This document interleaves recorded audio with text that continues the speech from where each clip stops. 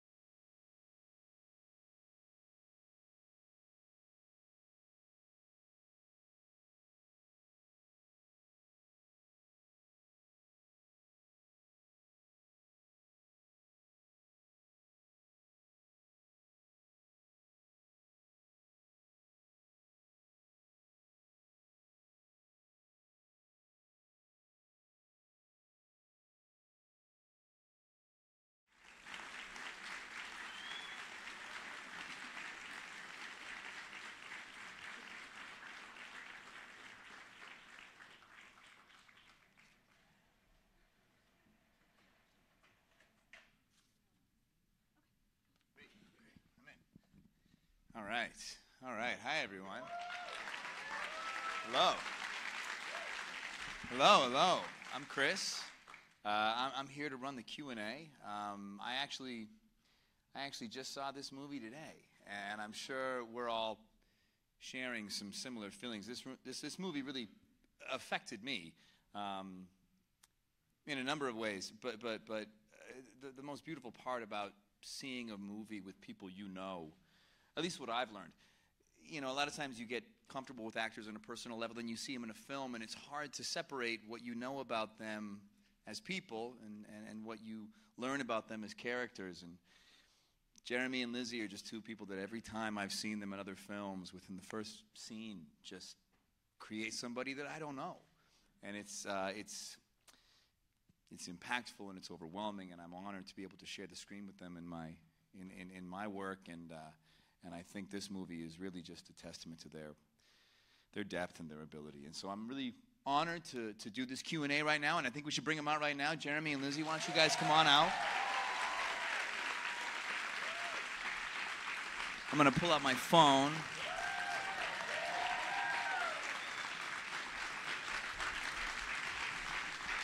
Yeah, we should.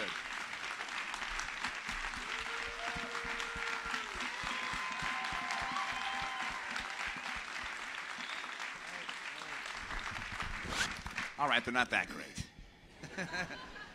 No, they really are. They really are. Hey, guys. How you doing? Good to see you, man. Likewise. So good to see you. You guys are so good. I kind of secretly hate you. Truly, though, truly, it's just, right away. When I first read that they were doing a movie together, you just knew it was going to be something special. All right, team, I'm going to dive right in with some of these questions. First off, to both of you, what drew you to the project and the characters of Jane and Cory? I read the script, and before I read it, I knew it was a cold movie, and I don't really like being cold, and I don't really like winter sports. And it sounded kind of unpleasant, but then after I read it, I was just shocked and devastated and confused that there are things and an entire culture of people that live in my country that I know nothing about. And it embarrassed me, and I was really curious to see how much of this is true, how much is this consistent. And I think with that, I really wanted to be a part of this project pretty early on, and kind of waited for a year to shoot it, and had all that time to think about Jane and this world for quite a long time, and that also gave me the luxury to train a lot and research a lot, and it was really rewarding. And Jeremy came on board, and it couldn't have been a more perfect fit for Cory. It just all made a lot more sense once Jeremy got attached to the project. Jeremy, how about you, bud?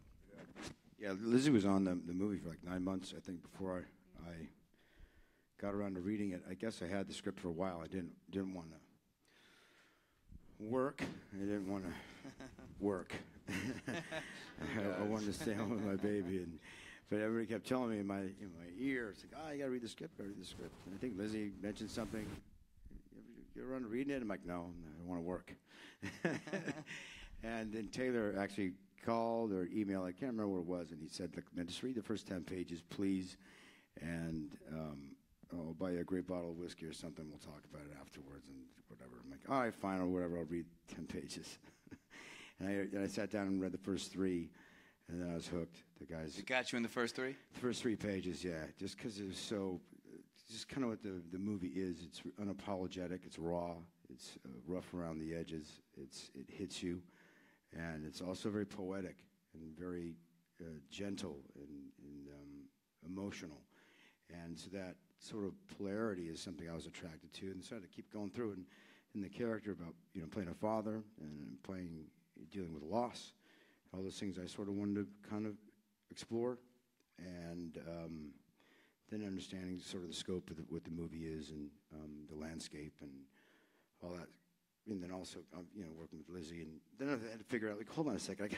I love the script, goddammit. I didn't want to work. Now I got to work with the first-time director? Like, hold on a second. So then I had to meet Taylor. And then, the first 3 minutes, I knew that, yeah, I got to go do this movie. It's just first time. I'm like, this is going to be a very difficult movie to shoot. How are you going to do it? Tell your story with a camera.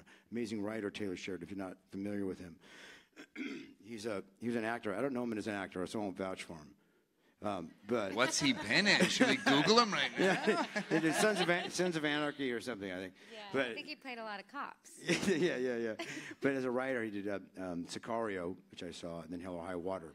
Yeah, right. And then he wrote. Come on. Then he wrote this movie. So I'm like, this guy's a fantastic writer. So I'm like, well, yeah, okay, Hell or great. High Water. You know how to tell a story. How do you do it with a camera? Writes quality material. Yeah, the guy's a beast. He's amazing. So, but I knew in the first 3 minutes, and as we spoke kind of in the alley, I asked him, the first question was, how do you want the audience to feel when they walk out of that theater? And there's a couple more the answers that he really spoke about is the reason why I did the movie. And couldn't be more thankful for Lizzie and Taylor kind of pestering me enough to read it. Well, so that being said, I mean, I think we can all attest to working with a first-time director is terrifying. Even if you can write, even if you really know how the character should be speaking, capturing it and cinematically, some of these scenes, some of the moments, the openings, when she's running through the snow, so many of the moments that really capture you is clearly his directorial imprint. What was it like working with Taylor on set?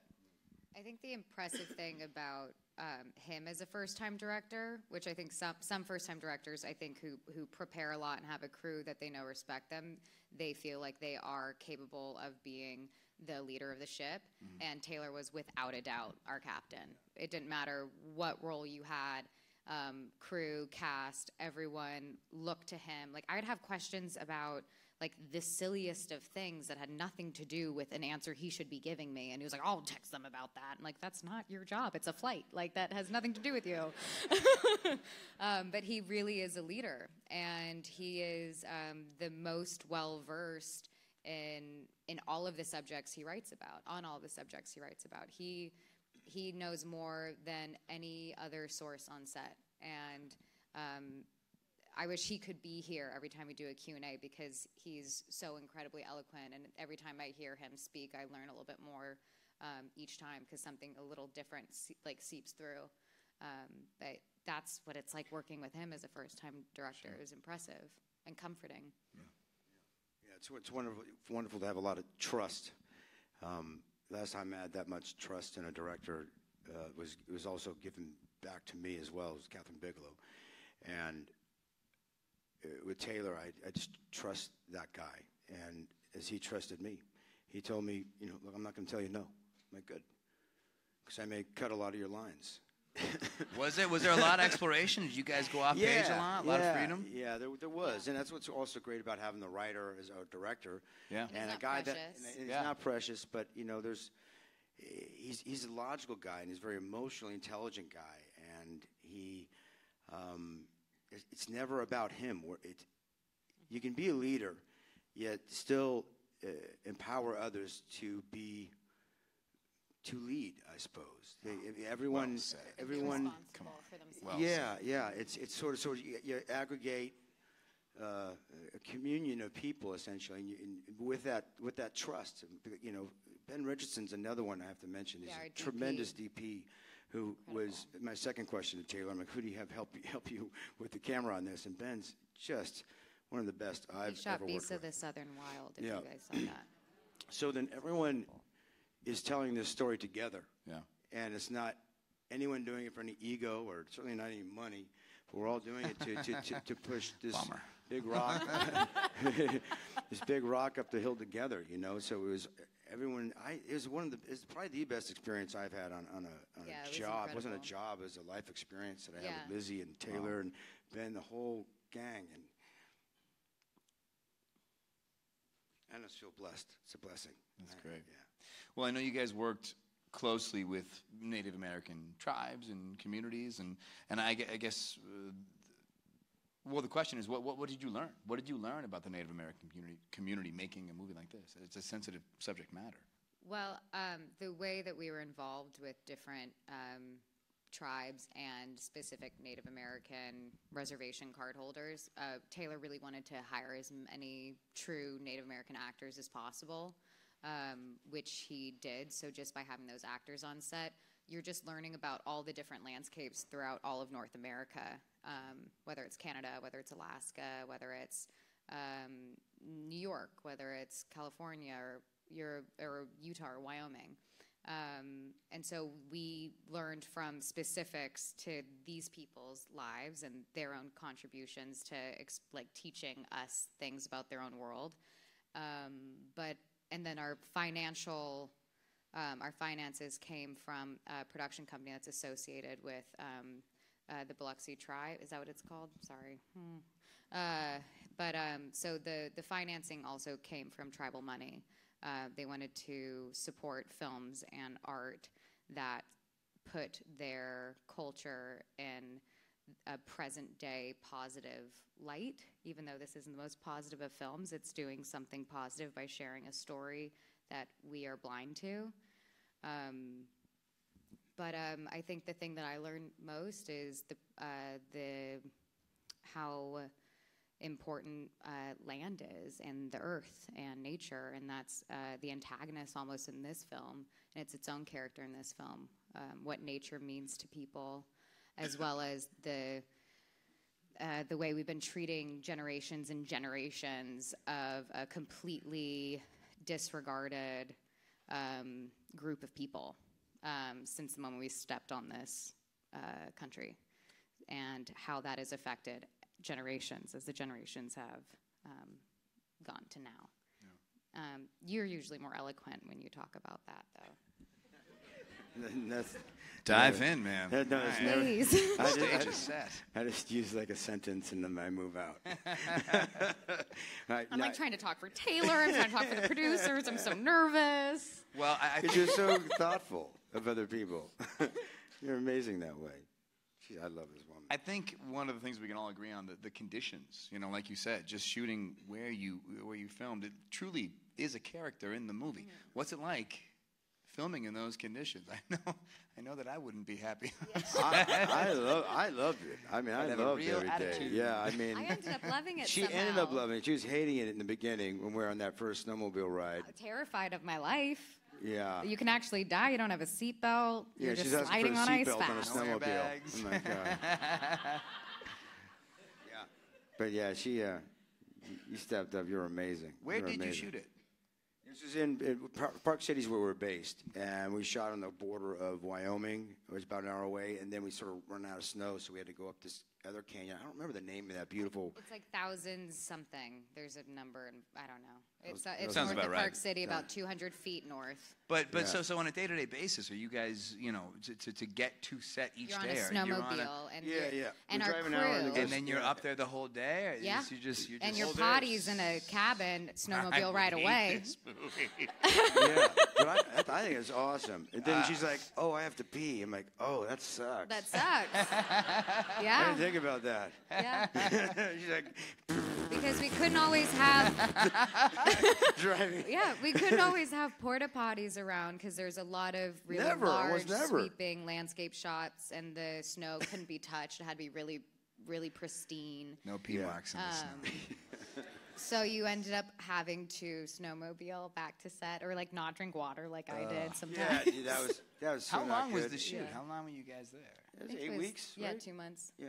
God. Not very long. 2 years. Yeah. No, it ended up being great like. because there's a motivation that everyone has to problem solve, to problem solve, but also to like do your job quickly and well and efficiently. And it was a really efficient set because of the environment. So that was actually really fun. You went home exhausted. Yeah, that we did. But I also think there's even more to it than that. When you have a movie where the landscape really is a huge character in it, it makes our job fucking easier. Mm-hmm. Sure. We're not on a sound stage with wind blowing and popcorn throwing in our face. You mean like right? today? Yeah, exactly. I don't know what you're talking about. But, you know, the landscape, the altitude, the cold, all that is informative of truth and the limitations that life is like on that reservation, in doing that job and doing the next thing. It's all truth. So it just made it easier for me to know that, like, okay, this is what I can and can't do, and this is, just get through and survive. Sure. Is the start of the day. So Don't there's die.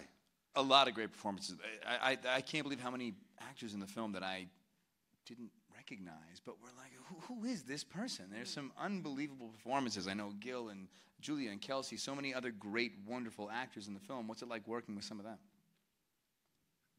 I mean, I loved working with Graham. Graham and I, because that was the other person I really worked with mostly besides Jeremy. And he is an old veteran. He's worked on, I think, over 100 films. He's in Canada and the States, and he's hilarious and wise, and really, really helpful and informative and a great collaborator. So I loved working with Graham, and getting to know Kelsey and Julia and those people. But I just found it interesting with outside of just them being in Native Americans, they all have different stories of being on the reservation or not, or their experiences, and that was informative. But just in general, when you have to do scenes with somebody, and there has to be so much history, or like with my wife or ex-wife, Julia, or with Gil, who's my best friend. I mean, it's a lot. It's a lot to. I didn't talk too much with them. Like, let's go over our backstory and let's worry about this. Let's worry about that. Let's think about that. First of all, I don't have the fucking time. But it's that thing that I mentioned earlier. There's that first thing I mentioned earlier about trust. When you trust somebody and they trust you, you just go and it ignites. That's where seeds of truth and real art can begin, or at least has potential to begin. And it was shown to me, slapped in the face every day, when you get to dance with somebody without rehearsing. And it just goes, man. And you just trust and go. And Movies you fail, cool. then you get up and do it again. It's just Renner. The real deal, dude. It's a real deal, both of them. Thanks, Cap. It's a real deal. have you guys worked with each other other than Avengers? Huh? Have you guys worked with each other other than the Marvel franchise? No. Just Well, Chris, you should get on that. It's real fun working with I'm Jeremy. trying. You'll learn a lot. It's like a master class. I would happily. All right, last one before we open it up. What message do you guys hope the audience will take away from this movie? I mean, I always hope that that's again the first question I asked Taylor. And my hope was that I don't really care about the specifics of it. I care that someone walks away with a thought and a feeling they didn't have before they spent $6, $16, whatever it is, on a movie ticket, and either engages a conversation or it sticks to you, whatever the heck. Whatever term that is. So there's a value to it. So it's with that, I think, comes timelessness. With that means connectiveness. We're all connected by human emotion. And if it's just something that's entertainment, by the way, we're all doing something that's really just kind of entertaining. I shoot a damn bow and arrow and whatever, all that stuff, and that's amazing, right? That stuff's great. It really is. We're supposed to entertain. But then to have something that really kind of sticks to you afterwards, that to me is like is just an absolute. Is just gold. It's just that to me is always my want and my wish for movies like this. Well said. Lizzie? I'm just going to let Jeremy be well spoken. He's going to say. Because that is what we all want. It's like what you want out of a good book. It's what you want out of any good story. It's well said. And yeah, you just want it to stick. Yeah. Well, you both delivered. All right, should we open it up? How do we do this? If you could raise raise your your mic hand, over there. we'll come to you with a question. I'm not in charge, right? You're in charge. If you stand up. Hello. My name is Andrew J. Etheridge. I'm an Atlanta film student here, and I wanted to ask you guys just a little bit more about the setting. It's a character of his own.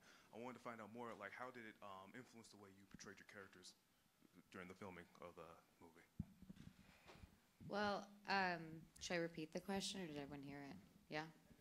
Oh, you were asking about the nature and the words I'm looking for are the things that happened to you, the surroundings, I guess, and how it affected our characters when we were filming. I think I'm lucky because I'm supposed to be kind of miserable and uncomfortable and a stranger to the land, and I fit right in. So I was, and it ends up making you walk different. It ends up, you breathe differently. It's what Jeremy was talking about. It only is there to help be an obstacle for you, and we had one day where we weren't cold, and that was frustrating.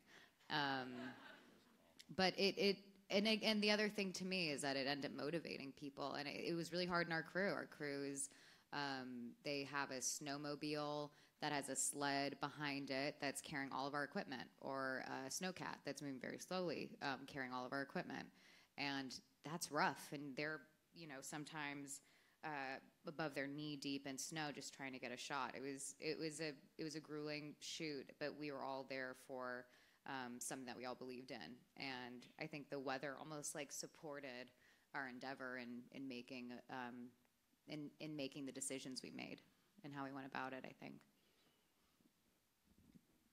This question in the front. Hi, my name is Cody. First, I wanted to thank you, the three of you, for being here, and thank Mr. Downey Jr. as well, because I know you had a long day shooting, or you're flying in, or whatever. And I'm from LA. I lived here for 2 years. I'm an actor as well, and I've gone to many Q&As. And this is the first one I've been to in Atlanta since I moved here. So it's really, I learn a lot from them.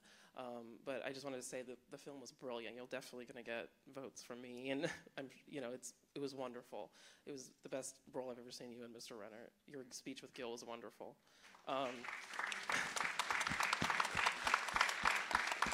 And my question's for Lizzie. I'm a really, really big fan of yours. I think you're brilliant in everything you're in. And I love Martha, Marcy, May, Marlene. I'm a big fan of Sarah Paulson as well, and you guys were wonderful. And I was wondering, that was such a film for you because it was your first breakout role. It was so unusual and so well done and great. So I was wondering if you could tell me how you got your start. And did you choose the project? Did the project come to you? How did it fall into your lap? I'll make this quick. I got my start doing theater in New York and understudying. And then I started auditioning for everything from bad television to bad movies to good things, and somehow made my way to Susan Shopmaker, who casted Martha and auditioned, and that's it, I guess. It's that easy.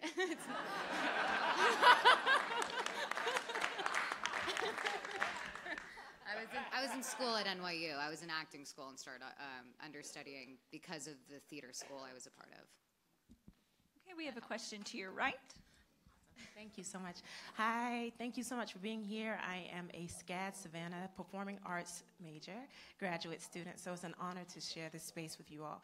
And the gravity of this movie was so heavy. It was such a dense material. I like to ask fellow thespians when I get a chance to converse with them, before the director says action, what is the mantra, or what is the thing in your mind to propel you to do such a great and grave body of work? How do you get yourself in that moment? I ask myself, is my zipper up? Oh, that's always good. I swear to God. I swear to God. I'm not lying. I've done it since theater. Just making sure my fly was up. I repeat my name 3 times and make sure my fly was up, and I go out on the stage. And I sort of kept on that. Not to really make a joke of it, but I do make sure my fly's up. Yeah, I'm sure it calms. If I deliver a kick-ass performance and all of a sudden my fly's down the whole time, no one's gonna take me seriously. I love it. Thank you. I don't care if I lost my daughter, my son. Who cares? Your fly's down, buddy. Well, thank you so much. And the other answer is I ain't telling you. Oh, very nice. Okay, thank you. But I could give you one answer at least. I have a question over here. Hi, my name is Bobby, and I'm a film student at Savannah. So I thought this was a fantastic movie, and I can't imagine how it looked on paper, like in the script. So I'm wondering, was this the same movie that you saw in the script when you first got the script? And Also, what are the things that you saw in the script that made you want to participate in this project?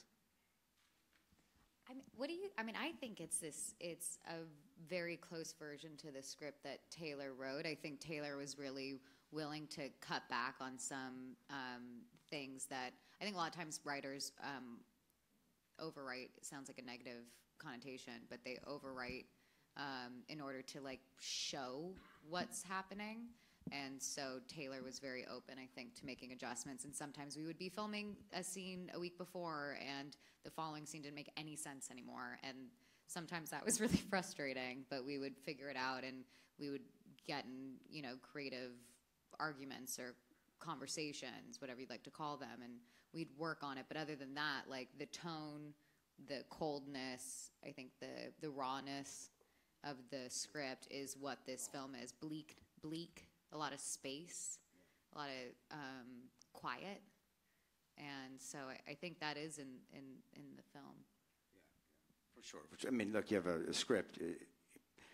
These words, and as soon as you put photos and images to it, it's like, oh, well, maybe you don't need these words because look at that, image just of those mountains and the thing, and how isolating that might be, and you can't really write that. You have to kind of get people to pay attention to follow through. But yeah, I think the emotional drive and everything of it's all there, and I hope we can even add to his poetic words from the cast point of view, even. Yeah, and like other ideas, like the gator or whatever, those all happened in the moment. Like those things that kind of, I don't know, was it a gator or a crocodile? I don't remember. I can't remember. I think there's a joke about it somewhere at the hospital. Give me a gator. But things like that just were coming out of Jeremy using tactics to cheer me up and what he would do, not so much what was written in the script. And so those things happen. Those are like end up being my favorite moments in the film when I watch it. We have a question to your right. Let's do one more over here, and then I got a Facebook Live question. Oh, great. We'll close out with. Yeah, technology. Hi, guys. My name is Sean Cole. At SCAT Atlanta. Thanks for coming out. I'm a huge fan of all of yours. So my question is, with directors you've worked with, not just with this movie, but any movie, have you ever had a piece of direction that just took your performance to a different level where you didn't think it was going to come from? That they just kind of opened your eyes and made something bigger in the final product than you originally thought it to be? Like one direction? Well, I think sometimes someone can say a sentence that maybe they're not even aware of, hook you, and bring something up. Because that happened with Taylor with me in a specific scene, but I'm not going to talk about it. But he did say something to add, and the moment he said that, it was just like, zoom, and then you start thinking about whatever he just said took you back to when you were 17 years old, and it was just something that just links into something that you're connected to in your stomach or in your soul. But I don't think he maybe meant to do that by just adding like a sentence. But I think those are like accidents, I think, a lot of the time. Have you ever had, either of you had an experience where someone said like one thing to you and you felt like it changed? Yeah, I wasn't a director. I mean, a director, I say, like, you got to say it in a sense, or get the fuck out of my way, man. You're killing me. Right. Also, just say like that was bad or that was good. Just say it in a sentence, or otherwise go away. We're in the middle of this thing here. Yeah. But if anybody said anything in a sentence that affected me, that got me to a place to be able to say that to a director, was my father, and he said, "Go fail, son. Go fail." And he's been trying ever since. He just can't seem to get it right.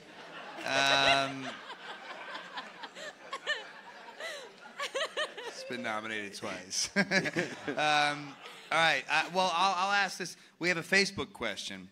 And this one, sorry, Samina from Facebook Live. To some degree, this could feel like a perfunctory question or basic, but I actually think the answer can sometimes not necessarily be obvious. What scene was the most difficult for you and why? Because it doesn't necessarily have to connect to the conditions. There could be something else going on that makes a particular scene on a particular shoot challenging, and it's sometimes it's interesting to know.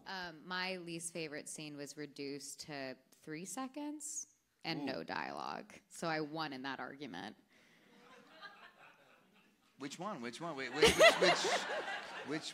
It was when we were trying to. It was when we stumbled upon another dead body, and It's in the movie for like 3 seconds. When we find her boyfriend's There's body. more drama off camera than there was on camera. Oh. Isn't there all? Oh, that was boy. a frustrating day. And then I saw Taylor, and he showed me the first edit of the film, and I was like, just tell me what you did with that scene. He said, oh, it's gone. You guys see the body, and then we cut to the next scene. I was like, thank God. Because that day on set was my least favorite day in the whole shoot. Jeremy, what about you? Jeremy just can't stop winning.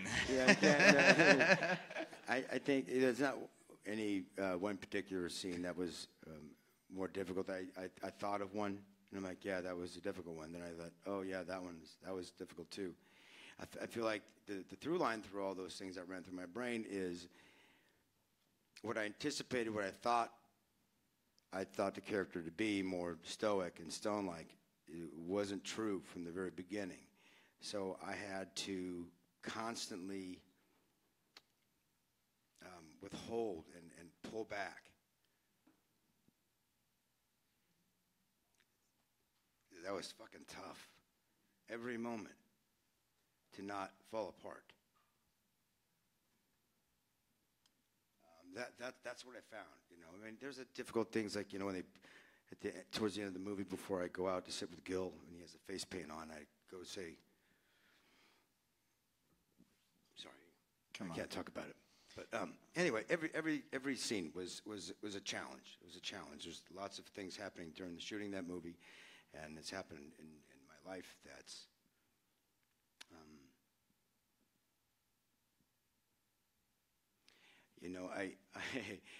I sit and think back. I was able to kind of watch. I haven't seen this film, this version that it's in. I've seen like a really early cut. But what I did see is like, holy fuck, I played my mom. I played my mom, and that was like the takeaway from the film for me. So through all like the hardships in my family and things are going on in my life at the time, loss. My mom is the one that gave me fortitude and the ability to be unflappable and to be actionable and not just, I mean, that's... He deserves that. I gotta say, I mean, come on, this is it. This is, incredibly talented people giving us incredibly wonderful art, and I feel really honored to be up here right now to have some involvement in this. I know these people both personally, and it's really wonderful seeing them do such fantastic work, and I really feel blessed to be up here right now. And I'm so happy that when I saw on the schedule that Chris Evans was... I'm kind of killing it. Yeah, it said that Chris Evans was hosting the Q&A. I saw that today, and I was like, oh, I wonder what journalist in Atlanta's name is Chris Evans. And then it was Chris backstage. Well, I think you did a fantastic job. Yeah, right? thank you, Chris. I gotta say, it really feels, it's so wonderful to be associated with people that I just respect so much and who make such wonderful films. And I'm out here tonight. I'm one of you guys. I'm honored to be here. This was great. I think we owe them a big round of applause. Thank you guys for your work, for your answers, all of it. It was really, really wonderful. So thank you guys. Thank you guys. Thank you so much. Thanks for coming out. Thanks a lot, guys. I really appreciate it. It means a lot to us, man. Thank you. Christopher is going to be leading us in stretches in the morning.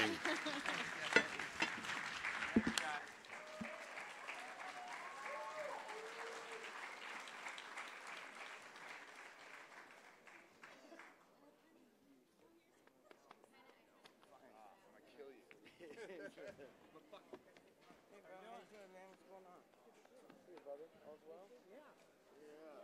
Came out of the Robert earlier.